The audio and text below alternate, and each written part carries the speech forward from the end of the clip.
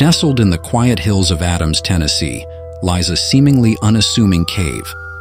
The Bell Witch Cave is shrouded in an oppressive silence that seems to stretch back through time. Its sinister reputation has earned it the title of one of the most haunted places in America.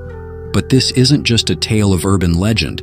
It's rooted in history, in tragedy, and in unspeakable horror. The story begins in the early 1800s, when John Bell, a farmer, moved his family to Adams in search of a peaceful life. The Bell family's farm seemed like paradise at first, sprawling fields, rich soil, and a tranquil atmosphere. But paradise quickly turned to purgatory. It began innocuously, with small disturbances, faint tapping on the walls of their modest home, whispers in the dead of night, soft and unintelligible. Objects would go missing, only to reappear in impossible locations. These strange happenings grew in intensity. The children were woken by the feeling of invisible hands tugging at their blankets. The family dog barked furiously at empty corners of the room.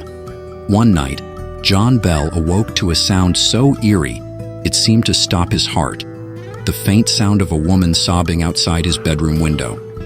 Lantern in hand, he ventured outside, but no one was there. Just the cold wind and the dark expanse of his farmland. The sobbing, however, followed him back inside, as though the very walls of the house had begun to cry.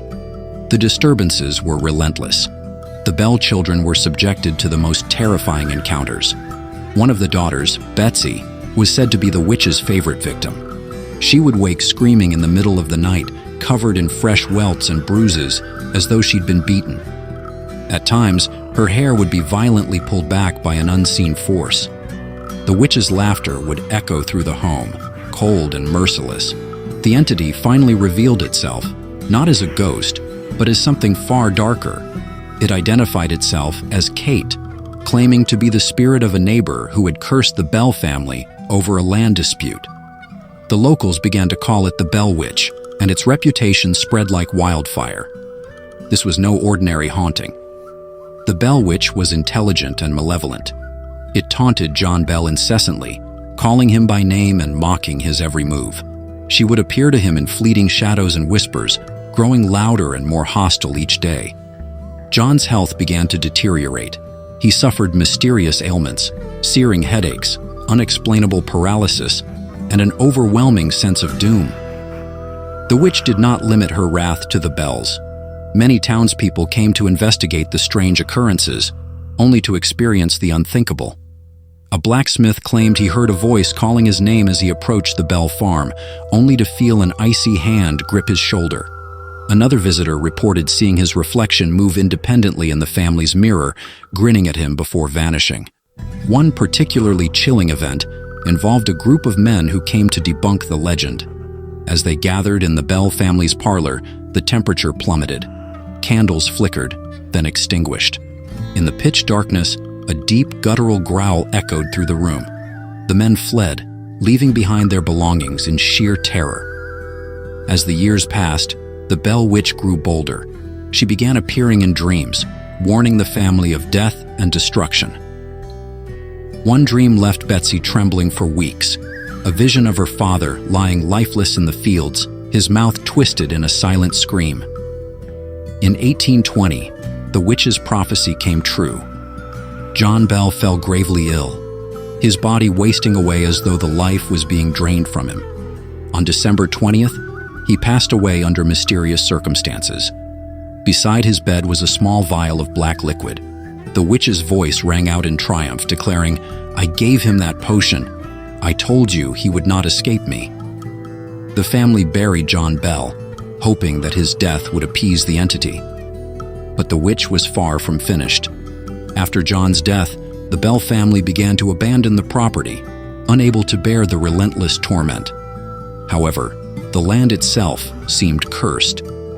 Crops withered without explanation. Livestock refused to go near the old farmhouse. The cave, nestled deep in the woods, became the epicenter of the witch's activity. Over the decades, countless stories emerged of strange occurrences in the cave. Visitors reported hearing the faint sound of a woman singing a lullaby deep within the stone walls. Some claim to see handprints etched into the dirt, moving as if being made by an invisible force. Others described an overwhelming feeling of dread, as though something malevolent was watching their every move. One of the most infamous tales involves a young couple who ventured into the cave in the 1940s. They brought with them a Bible, convinced that its presence would protect them. As they read aloud from the book, the cave grew unnaturally cold. The man's voice faltered as he heard his name being whispered from the darkness. The Bible was torn from his hands and thrown violently against the cave wall. They fled, but neither spoke of what they saw ever again. In modern times, the Bell Witch Cave has become a destination for thrill seekers and paranormal investigators. But it remains a place of fear and mystery. Electronic equipment often fails within its depths. Shadows move where no light should exist. And some visitors claim to have seen a spectral figure cloaked in black, standing silently at the cave's entrance. For those brave, or foolish, enough to enter, the warnings are clear. Respect the cave, leave offerings, and never ever speak ill of the Bell Witch. Many who fail to heed these warnings report strange phenomena following them home. Objects moving on their own, whispers in the dark, and vivid nightmares of the witch herself. The Bell Witch Cave is not just a relic of a bygone era. It is a living, breathing entity of fear. Whether you believe in ghosts or not, one fact remains.